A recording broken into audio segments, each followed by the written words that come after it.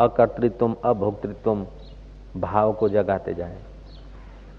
काम तो करें हैं, लेकिन काम किया हाथ पैरों ने, सेवा किया मन ने, बुद्धि ने, उसको सत्ता मिली जिस परमात्मा से, उसकी स्मृति करते गए, हो गया स्मरण। तो जो काम करते ने ऐसा काम करे कि काम सेवा हो जाए, बंदगी हो जाए, पूजा हो जाए, भोजन भी पूजा हो जाए। हनुमान जी का युद्ध भी पूजा हो जाता है, लंका जलाना भी पूजा हो जाता है। राम काज बिनु कहाँ विश्रामा, मेरे राम जी के कार्य पूरे किए बिना मुझे विश्राम कैसे। समुद्र में एक पर्वत निकलता है कि हनुमान जी इतना लंबा रन है, आप विश्राम करो, क्योंकि रघुकुल का मेरे ऊपर बड़ा उपकार है। तो आप रघु कार्य करने जा रहे हैं, रघुवर के कार्य करने जा रहे हैं, तो विश्राम करो। हनुमान जी कहते हैं कि आपको साधुवाद है, धन्यवाद, नहीं मेरे को विश्राम करने का समय नहीं, राम काज बिन कहाँ विश्राम। ऐसे अविश्रांत कार्य रत रहे। 4 बेटे थे और बाप लगे खेत खेतते खेतते जमीन सीधी किया, बंजर जमीन को नंदनवन बना दिया, अच्छी आय करने लगे। घर का घर भी हो गया, 2-4 बैलगाड़ियां भी हो गई, छोटा मोटा और भी साधन आ गया, सुख संपत्ति लहराने लगी। बेटों ने कहा कि पिताजी बहुत अब कमा भी लिया है, मकान भी बन गया हैगा, अब जरा नौकर चाकर रख लें और आराम से जिए। बाप ने कहा अभी थोड़ा सा और भी कर लो, अभी जिंदगी थोड़ी सी है, फिर तो कब्र में आराम करना ही है सदा के लिए। साधन मिल गए तो आलसी बन जाओगे तो काम नहीं बनेगा। जब तक जीना तब तक सीना, कब्र में तो लंबे पैर पसार के आराम करना ही है कि जब 4 पैसे कमाने वाला बाप बेटों को कहता है कि नौकर चाकर रख के आराम की जिंदगी बिताओगे तो तमस हो जाएगा। जो 4 पैसे कमाने उसको भी इतना ख्याल है कि कब्र में आराम करना है, तो जिसको परमात्मा पाना है उसको भी आराम की क्या जरूरत। वो तो बेटों को बोलता है बेटा कब्र में आराम करना, लेकिन गुरु ऐसा नहीं बोलता कब्र में आराम करना। गुरु बोलता है राम में आराम करना, उसके पहले आराम मत करो। આટલું આટલું કામ છે, હવે મારે જરા આરામ જોઈએ। થાક ઉતારવા પછી થાક જ થાક રહે છે, जीवन धुंधला हो जाता है। कार्य में अपना काम करते समय लोग बोलते कार्य करने के बाद कुछ फल मिलेगा तब सुख होंगे, नहीं, निष्काम कार्य करते समय उसका फल छलकाता है और परिणाम तो परमात्मा की मुलाकात करा देता है। काम करते समय जितनी निष्कामता होती है, देहाध्यास आदमी भूला होता है, उतना ही ब्रह्मानंद की झलकें मिलती रहती है उसको। रामतीर्थ बोलते थे मूर्ख लोग ऐसा समझते हैं कि कार्य करने के बाद जब उसका फल मिलेगा तब सुख भोगेंगे। उन अंधों को पता नहीं कि कर्म अपने आप में पूर्ण है, जितनी पूर्ण निष्कामता है उतना ही पूर्ण कर्म वो आपको आनंद देता है, छलकता है। तो जो काम किया उधर न देखो कि मैंने इतना काम किया, उससे भी बढ़िया कर सकता हूं कि नहीं, कम समय में कम शक्ति में उससे भी और बढ़िया काम हो सकता है कि नहीं। उनका खाना पीना भी आत्मज्ञान के रास्ते में मदद रूप हो जाए, उनका हंसना रोना भी परमात्मा प्राप्ति में काम आता जाए। ऐसे कोई विरले विरले महापुरुष होते हैं। तो पृथु राजा की प्रशंसा करते प्रजाजन, तो पृथु राजा बोलते कि आप नाहक की मेरी प्रशंसा कर, आप ही ने तो मेरे को बनाया है, तो आप ही की बनाई हुई चीज है। अब आप ही की बनाई हुई चीज की आप प्रशंसा कर रहे हैं, इसमें मेरी प्रशंसा क्या है? ये आपकी उदारता है। जब बोलते थे मानो मधु टपकती, मृत भाषी थे, सार गर्भित बोलते थे, अशुद्ध नहीं बोलते थे, किसी के दिल को ठेस पहुंचे ऐसे नहीं बोलते थे, फिर भी न्याय कर देते। राम जी भी ऐसा बोलते थे। जब पक्ष पड़ जाते तो राम जी जिसका सच्चा पक्ष होता उसके पक्ष के इतिहास और युक्तियां कुछ बोलकर सामने वाले पक्ष को महसूस करा देते कि आपका आग्रह दुराग्रह ठीक नहीं है। और वो विरोधी जो दो पक्ष में एक के पक्ष को जजमेंट देना, उसके फेवर करना और दूसरे का विरोध करना, तो विरोध तोछड़ाई से नहीं करते थे, उसको समझा देते कि आपके पक्ष में ये गलती है, वो नहीं समझाते थे। जो सही होता था उसके पक्ष का वर्णन कर देते थे, अनुमोदन कर देते थे। तो सामने वाले का पक्ष अपने आप ढीला पड़ जाता था, तो पक्षापक्षी नहीं होती थी। हनुमान प्रसाद पोद्दार के पास ऐसे ऐसे लोग भर्ती हो गए जो पूर्व जीवन में चोरी करते थे, और हनुमान जी ने उनको सेवक रख दिया, हनुमान प्रसाद पोद्दार। तो प्रेस तक चीज पहुंचाने में, पैसे पहुंचाने में उसने 400 रुपये हड़प कर लिए। धीरे धीरे संचालकों को पता चला कि चोर है लड़का, तो मैनेजमेंट उस पर उभरा, और पोद्दार जी जानते थे कि इसी ने किया। पोद्दार जी ने सबको बुलाकर संचालकों को और मैनेजमेंट को कहा कि आप लोगों को भ्रम हो गया है, ये सुरेश जो है ना बड़ा ईमानदार लड़का है, मैं इसको जानता हूं, ये चोरी कर ही नहीं सकता है। वो 400 रुपये जो तुम्हारे खूटते थे ना, मैं ले गया था, दो लिए ये पड़े। तुम्हारा शक है, ये तो बड़ा खानदान लड़का है, ये कभी चोरी नहीं करता। और तुम बोलते हो 400 रुपये खूटे, नहीं 422 खूटे। अभी तुम अपना जांच करो। मैनेजमेंट समझ गया कि भाई जी ने, थोड़ी देर के बाद वो फुट फुट कर लड़का रोने लगा कि भाई जी आपने मेरी इज्जत बचाई, मैं तो इतना खतरनाक चोर हूं, और बार बार आप कहते हैं चोरी नहीं करता, ये अच्छा है, और आप पैसे दे देते हैं कि मेरे को। अब बस फुट फुट कर अपनी गलती स्वीकार करता करता ऐसा बदल गया कि मैनेजमेंट को दिखा दिया कि वास्तव में मैं साधु। तो मैनेजमेंट वाले भी हनुमान प्रसाद पोद्दार के काम में इतने संलग्न हो जाते कि वो बोलते कि ये चोर नहीं है, हाँ, समझते थे कि वो घड़ना जानते हैं, सहमत हो जाते थे। हम गीता प्रेस गोरखपुर देखने गए, तो गीता प्रेस गोरखपुर देखने गए तो वहां एक हॉल बनाया है, उसमें भगवान रामचंद्र जी के जन्म से लेकर राज्य व्यवस्था के सब चित्र लगाए हैं, रामलीला देखिए। तो उस हॉल के बाहर एक चौकीदार था, उसको हमने कहा भाई तुम हमको जरा बता दो, समझा दो। वो हमको दिखाया सब, उसके हिलचाल बड़ी सात्विक थी, तो हमारे भक्तों को मैंने कहा इनको दे दो दक्षिणा 5। उसने इनकार कर दिया। हमने बहुत अनुनय विनय के आग्रह किया, उसने कहा स्वामी जी हमको 400 रुपए मिलते हैं, एक बेटी है, पत्नी है, 3 आदमी है, और 400 रुपए मिलते हैं, अब हमको क्या आवश्यकता है। खूब आग्रह करने पर आखिर उसने नहीं लिए तो नहीं ली, संस्था के तरफ 400 रुपये हमको बगार मिलता है। और पटावाला में कैसे संस्कार, अब किसको साधु कहें। उसने आशीर्वाद मांगा नहीं, और उसने ये भी नहीं मांगा कि बाबा जी आप मेरी प्रशंसा करना। अभी तक मुझे उसकी मधुर व्यवहार की छाप चित्त में स्मरण में आ रही है, मैं सच कह रहा हूं, स्मरण में आती तभी तो बोल रहा हूं। अब उसका पटावाला की नौकरी नहीं है, उसकी तो बंदगी है।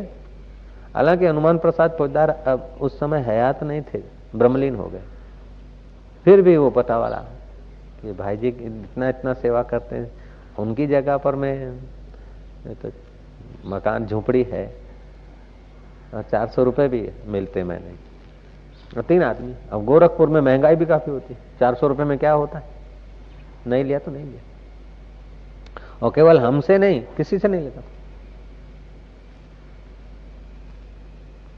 तो 5 रुपए लेकर जो भोग भोगता, उससे उसके अंतःकरण में त्याग का जो सुख छलका होगा वही जानता है। वाहवाही सुनकर जो आदमी सुखी होता है, उससे वाहवाही की इच्छा बिना जो काम करते हैं उसको जो सुख होता है वो स्वतंत्र सुख होता है। वाहवाही सुनकर तो नेता लोग भी सुखी होते हैं, जरी जरी बात में बेचारे वो अशांत भी होते रहते हैं। वाहवाही के लिए काम जो करना है वो तो नेतागिरी है, काम के लिए काम करना है, ईश्वर प्रीति अर्थ काम करना है, वो हो जाता है भजन, साधन, भजन, स्मरण। ओम ओम ओम। सजातीय लोग, गुरु भाई लोग अथवा आश्रम निवासी लोग एक दूसरे से ऐसे मिले मानो प्रभु से मिल रहे। तिनखे में भी प्रभु का अस्तित्व है तो मनुष्य में है, और फिर जिस मनुष्य को गुरु मंत्र मिला है उसमें, और फिर जो सेवा करता है और गुरु की नजर पड़ती रहती है तो उनके प्रति, एक दूसरे के प्रति आदर, मान, स्नेह हो तो रस प्रकट होगा। हे लामा, हे एक दूसरे के साथ अगर तोछड़ापन व्यवहार होता है ना, तो फिर काम करने वालों को, काम लेने वालों को, काम देखने वालों को साधुताई के दर्शन नहीं होते। तो भगवत कार्य है, इसमें तो तत्परता से करें। उसका मतलब ये नहीं कि सब एक दूसरे को स्नेह करते करते खाली पोकड़ बातों करते रहे, नहीं। एक दूसरे का व्यक्तिगत तो ऐश आराम का तो काम है नहीं, भगवत कार्य है। तो एक दूसरे के कार्य में हाथ बटा रहे, मेरी ये ड्यूटी है, हमारी ड्यूटी मैं कर लिया, फिर भी तुम्हारी ड्यूटी में अगर मैं सहयोग दे सकूं तो मेरे को और आनंद आएगा। मेरी ड्यूटी है प्रवचन करने की, दूसरी ड्यूटी भी थोड़ी कर लेते तो क्या घाटा पड़े।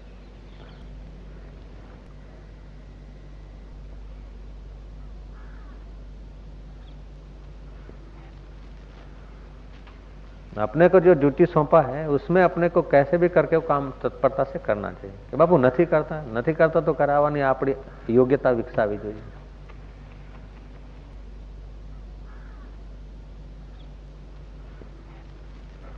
भीतर से आशीर्वाद दे देते हैं महापुरुष और पिता, रूबरू प्रशंसा करते तो उनका विकास रुक जाता है। गलती कहाँ है वो निकालनी पड़ती। और हम अपरिपक्व होते हैं ना, तो गलती निकालने वाले हमारे परम हितैषी होते हैं, उनको हम शत्रु बना लेते हैं, उनका अनादर करते हैं। जब हम उनका अनादर करते हैं तो दूसरे हमारा आदर नहीं कर सकते। मूल को आप कुहाड़ा मार दो तो डालियां आपकी क्या फेवर करेगी। चितेरे ने सुंदर चित्र बनाया है, बहुत सुंदर बनाया, खूब मेहनत से, और अपने गुरुजी के पास ले गया। गुरुजी ने कहा रे रे रे रे ऐसा कितना सुंदर बनाया, ऐसा तो मैंने भी नहीं बनाया, वाह। वो लड़का रोने लग गया। क्यों रोता है भाई, मैंने तो तेरे को ठपका नहीं दिया। कि बस उसी लिए रोता हूं कि गलती निकलने की जगह पर भी प्रशंसा हो रही है तो अब मेरा विकास रुक जाएगा। गिर पड़ा चरणों में। मूर्ति इतनी सुंदर है, आप स्वयं कह रहे हो इतनी सुंदर बनाई मैंने, तो उससे ज्यादा मैं सुंदर नहीं बना पाऊंगा। आपके तरफ से तो होना चाहिए कि यह गलती है, क्या बनाया है। जो ले भागु गुरु लोग होते ना, वो तो तुमको पॉलिशन लगा लगा के तुम्हारा उपयोग कर लेंगे, और सतगुरु तुम्हारी गलती को घड़ते घड़ते घड़ते घड़ते तुमको निर्दोष बना देंगे।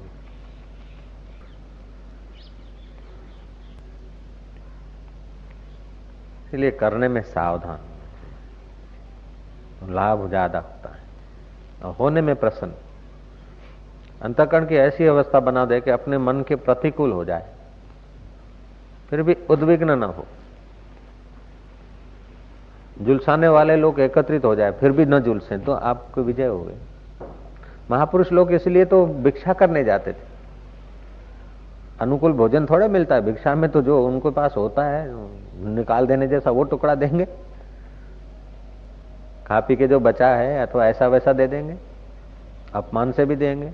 कोई कैसा देगा, किसी घर का कैसा होगा, किसी घर का। ऐसा करके महापुरुषों ने परमात्मा को रिझाया है।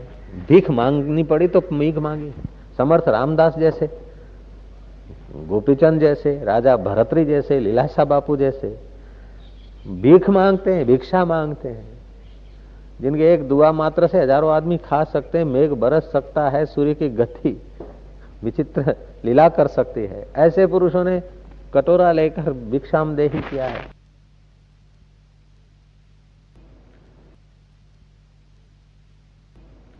तो ईश्वर तो ऐसा है कि तिनकों में भी उसकी अपनी महत्ता सुषुप्त है, घन सुषुप्ति में बैठा है। अगर उस प्यारे को एक बार देख लें तो फिर तिनके भी औषधि बन जाती हैं, डेंडे भी मंत्र बन जाते हैं। मंत्र मूलम गुरु वाक्यम, मोक्ष मूलम गुरु कृपा। तो उन गुरुओं को प्रसन्न करने के लिए अंतःकरण सुयोग्य नहीं, इसलिए मजूरी करनी पड़ती। उनको प्रसन्न करने के लिए चापलूसी की आवश्यकता नहीं है, उनकी आज्ञा। आज्ञा सम नहीं साहिब सेवा। गुरुओं की, ब्रह्मवेता महापुरुषों की सेवा क्या है कि बस उनकी आज्ञा सिरोधार करके तत्परता से पालें, अपने दोष दूर हो जाएंगे, बेवकूफी दूर होती जाएगी। आज्ञा सम नहीं साहिब सेवा। आजन्म कर्म कोटि नाम यज्ञ जप तप क्रिया सा सकला सफला देवी गुरु संतोष मात्र। करोड़ों जन्म के यज्ञ जप तप ये क्रियाएं सब सफल हो जाती उन ब्रह्मवेताओं के चित्त में, केवल संतोष हो जाए हमारे व्यवहार से, हमारे आचरण से। नहीं तो करते रहो फिर। ये प्रत्यक्ष दृष्टांत है। हिमालय में रहने वाले लोग भी फिर शादी करके संसार भट्टी में पचे और फिर भागे। कहीं गए, कहीं केदार गए, कहीं काशी गए, कहीं कहीं कहीं गए, घूमे, यात्राएं किए, जगह अंदर में देखा कि अरे फिर वही गुरु ने जो ज्ञान दिया था वहीं विश्रांति और कहीं नहीं।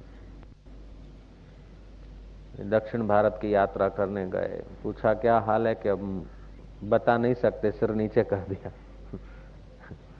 अगर कुछ मिल जाता तो अरे कि बहुत शांति थी, आनंद था, ये था वो था।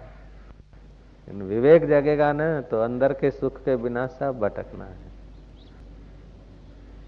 कोई भी वस्तु पदार्थ एकत्रित किया, भोग भोगने के लिए भोग देना पड़ता है। भोग भोगते नहीं वो लोग, भोग की सुरक्षा करते हैं। ऐसे लोगों को जानता हूं जिनका प्रदेश में, देश में कई धंधे, करोड़पति हैं। अब उनके वो वस्तुएं संभालने के लिए बेचारे इतनी दौड़ा धूप करते हैं कि सत्संग में बैठ नहीं सकते। चाहते खूब है, वो बड़ी लाचारी व्यक्त करते कि बापू अब कृपा करो कि इससे छूट जाए। अब भोग तो क्या भोगे, भोगों के साधनों को संभालना पड़ता है। देश परदेश में जो विस्तार किया है फैक्ट्रियों का, मिलकतों का, अब वो उतना तो भोग नहीं सकते। अब वो बूढ़े हो गए, उसकी व्यवस्था के लिए चिंता है कि कौन संभालेगा। कभी कुछ उभरता है तो कभी कोई प्रॉब्लम उभरता है। तो ऐसे लोग भी प्रॉब्लम होते तो प्रॉब्लम सॉल्व करने के लिए भी आ जाते हैं संतों के पास कि हमारा फलाना काम हो जाए, इतना पैसा रुका है, ये हो जाए, वो हो जाए। ऐसे करते जीवन पूरा हो जाता है। सॉल्व भी हो गए तो भोग वस्तु बड़ी रहेगी, बनी रहेगी, उसको संभालते संभालते मर जाना है। नहीं सोल्व हुए तो उसकी चिंता चिंता में झुलसते झुलसते हृदय कमजोर हो जाता है, हार्ट अटैक आ जाते हैं ऐसे लोगों। क्या सार निकला। इसलिए वशिष्ठ जी की वाणी हृदय गम्य करनी चाहिए। न धनवान होने में सुख है, न निर्धन होने में सुख है, न स्वर्ग में सुख है, न पाताल में सुख है, न नाग कन्याओं में सुख है, न देवलोक में सुख है। राम जी, सुख तो वहां है जहां संत का मन विश्रांति पाता है। ये सारभूत उपदेश है। इस सार को पचाने के लिए असार देह अध्यास को छोड़ दें, मान के लिए काम न करें, परमात्मा प्रीति अर्थ काम करें, बड़ा कहलाने की कोशिश न करें, बड़ा हो जाए। बड़ा कोई कह दे तो उधारा है, बड़े हो जाओ। साधक तो मान की जगह से दूर भागता है, काम में आगे होता है, मान में पीछे होता है। भोगी मान में आगे होता है, काम में पीछे होता है।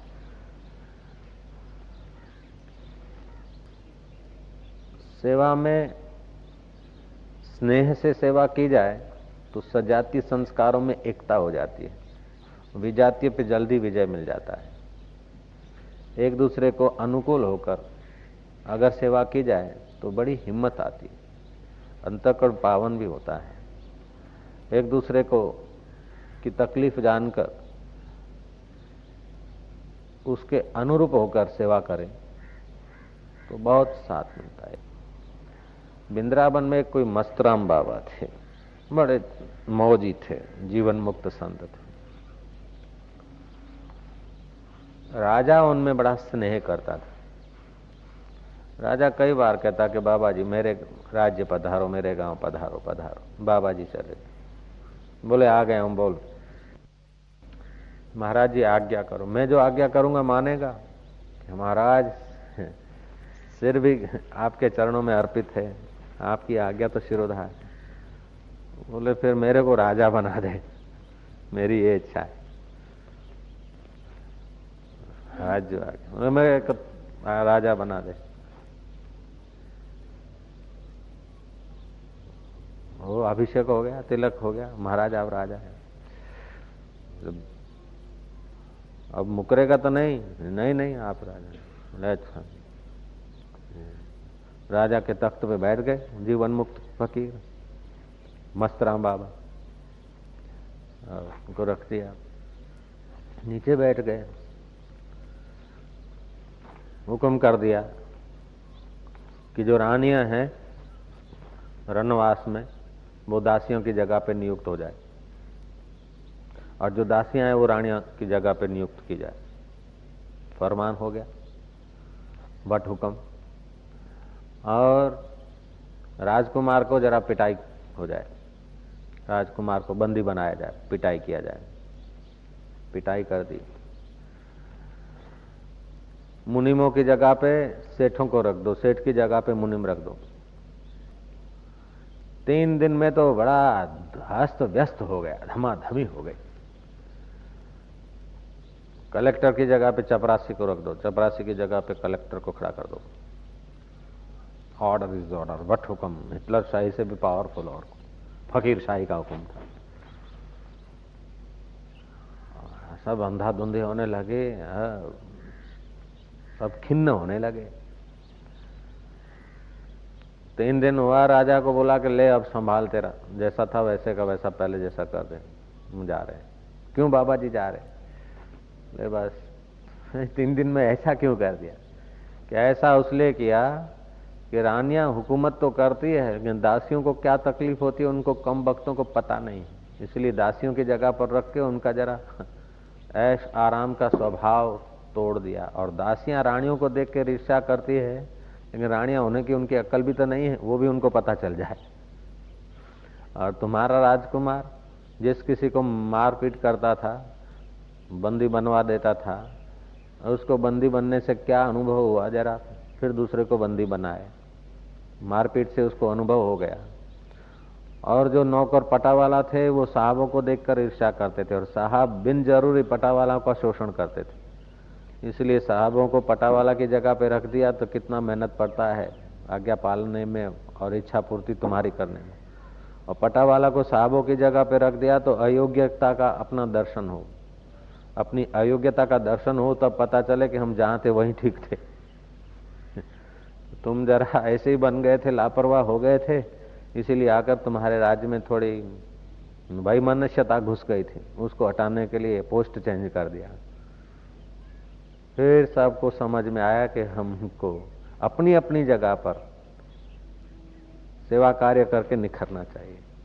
झाड़ू का काम है तो ऐसा झाड़ू लगाओ कि शबरी का झाड़ू हो जाए, पूजा हो जाए। रसोई बनाते तो ऐसी बनाओ कि भगवान की बंदगी हो जाए। जप करते तो ऐसा करो कि जप हो जाए। कीर्तन करते तो ऐसा करो कि हूं शू करूं, नहीं, गैरहाजिरी में अव्यवस्था हो जाती। नहीं, गुरु ने विश्वास किया हम पर जवाबदारी सौंपा है, तो हम विश्वासघात करके दोषी न बने। हाजिरी में जितना जप नियम हम करवाते हैं उससे भी गैर हाजिरी में ज्यादा हमारा ध्यान होना चाहिए। ये है सेवा। હવે તમે ઘરેથી મંગાવતા નહીં, जो आज्ञा, वो आज्ञा आज तक ऐसी पाल दिया कि उसमें कभी डिफेक्ट नहीं पड़ा। પણ બીજી જે આજ્ઞા મળી એ પાળી કે કેમ, એના ઉપર આપણું ध्यान નથી જતું। मन में आता है ऐसा तो पतंगिया भी जी रहा है, माखी भी जी रही है जैसा उसको मन में आता है। कीट पतंग भी तो जी रहे हैं ना, पामर और लोग भी तो जी रहे हैं, अपने मन में जैसा आता है ऐसा तो जी रहे हैं, अपनी बुद्धि के अनुसार तो जी रहे हैं। तो जिनकी बुद्धि परम तत्व में ठहरी है उनके द्वारा मार्गदर्शन पाकर हिम्मत पूर्वक वैसा जीवन बनाने से आदमी जीवन मुक्त होता है।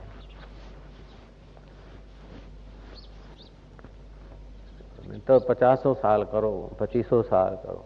हालांकि अगर सतगुरु मिल जाता और शिष्य पूरा सत्शिष्य हो जाता है तो वर्षों की अपेक्षा ही नहीं रहती। परीक्षित को कहाँ वर्ष लगे थे, जनक को कहाँ वर्ष लगे थे, सुखदेव जी को कहाँ लगे थे वर्ष। जानी हुई गलती को न दोहराए, ये साधना हो जाती है। प्रभु प्रीति अर्थ, गुरु प्रीति अर्थ काम करें, ये सेवा हो जाती है, भजन हो जाता है। और अपने कर्तापन को बाधित करते रहे, ये सुमरण हो जाता है।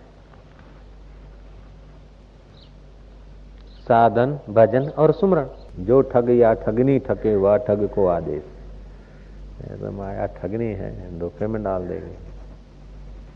આટલું તો કરું, આટલું તો કરું, આપણા છોકરાઓ માટે કરું. આપણે તો છોકરા નથી, પણ આરામથી લગન બગન કરીને કોઈ વખતે રહેવું હોય તો 5-25 લાખ હોય તો જરા આરામથી રહેવાય. वैसे तो कई रह रहे, सड़ रहे. शरीर रोगों की खान है और गृहस्थी दुखों की खान है, अशांति की. और अविवेक जन्मों की खान है और विवेक, आत्म विवेक सुखों की खान. राम जी किसी पर प्रसन्न होते तो राम जी की प्रसन्नता सामने वाले को असर करती थी. राम जी की प्रसन्नता व्यर्थ नहीं जाती थी. राम जी का क्रोध भी व्यर्थ नहीं जाता था. मधुर भाषण, सार गर्भित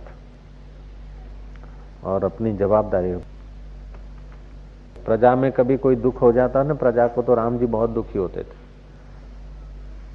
क्यों दुखी होते थे कि प्रजा का सेवा का भार पिताजी पर, और पिताजी ने मेरे को युवराज पद पे रख दिया है, तो मेरी कमी के कारण प्रजा को कोई कष्ट आ रहा है. तो प्रजा को जो दुख होता उससे ज्यादा राम जी को दुख होता. तो बोले जो आदमी थोड़ी थोड़ी बात में प्रजा के दुख में दुखी होता रहेगा, हाँ, तो वो आदमी दूसरे की सेवा क्या करेगा. उस प्रकार का दुख नहीं. जैसे माँ है ना, तो बच्चे को दुख होता है, नाली में जा गिरता है या अग्नि में हाथ डालता है, तो फिर माँ दुखी होती है. क्यों? कि अरे मैंने इसकी संभाल नहीं की इसलिए नाली में गिरा, दूसरी बार में इसकी संभाल रखूं, ऐसी सावधानी करती. ऐसे राम जी दुखी होते थे कि अरे ये काम बिगड़ा ना, इसका काम बिगड़ा तो मैंने निगरानी नहीं रखी इसलिए बिगड़ा. तो अपने अपने चित्त को भी वो समझा देते और उसको भी. हमने કહી આવ્યો, हमने ના કર્યો, हमने કહી આવ્યો, પણ આપણને આઈડિયા હોય ને કે આને કહીએ यानी કેપેસિટીનું છે કે નહીં, નજર રાખવી પડે આપણે. इससे ब्रॉड माइंड होता है आदमी, विकास होता है. आने ना કર્યું હું શું કરું, આ નથી આવતા હું શું કરું.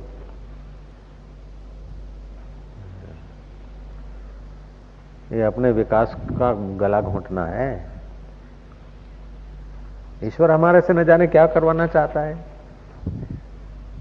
तुम जितना जो मिला है उसमें पूरी तत्परता करो तो तुमको और बढ़िया काम देगा, वो और बढ़िया देगा. यहाँ तक देगा कि वो तुम्हारे पीछे पीछे घूमे, ऐसा वो काम देने को तैयार है. तुम जितना जो मिला है उसको खूब उत्साह से, ईमानदारी से, वफादारी से निभाते जाओ तो तुमको और बढ़िया देगा. जितना वफादारी रखेगा इससे तो और क्या क्या मिलेगा. अब ऐसा नहीं कि हमारा मन ये ठीक हो गया, अब साधना हो गया, मन पे विश्वास करो. नहीं, अपने बड़ों की निगरानी में रहो और ईमानदारी से कभी कभी अपने मन की बदमाशी खोल के रखना चाहिए कि ऐसा आता है मन में हमारे. तो पहले विचार आते हैं हल्के, फिर हल्की क्रिया होती है. पहले उद्वेग के विचार आते हैं, ले भागु के विचार आते हैं, बाद में आदमी उन्हीं विचार को गूंथता गूंथता फिर आखिरी निर्णय पे आता है. हल्के विचारों की शुरुआत हो तो जाके कहना चाहिए कि अब मेरे को संभालो, तो बच जाता है आदमी. लेकिन उसको सींच सींच के जब मरता है तब फिर देखो धड़ाका होता.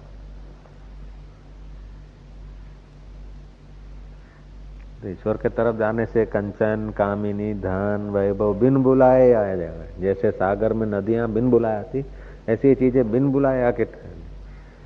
ये धोखा है.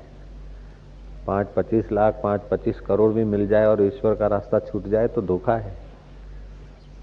400-400 करोड़ वाले लोग भी आखिर उसमें से शांति नहीं पाया और कंटाले हैं. तो आप 1,00,000, 2,00,000, 50-50 लाख या 50 करोड़ भी आपको मिल गया, ईश्वर का रास्ता छूट गया तो आपको तो धोखा होगा.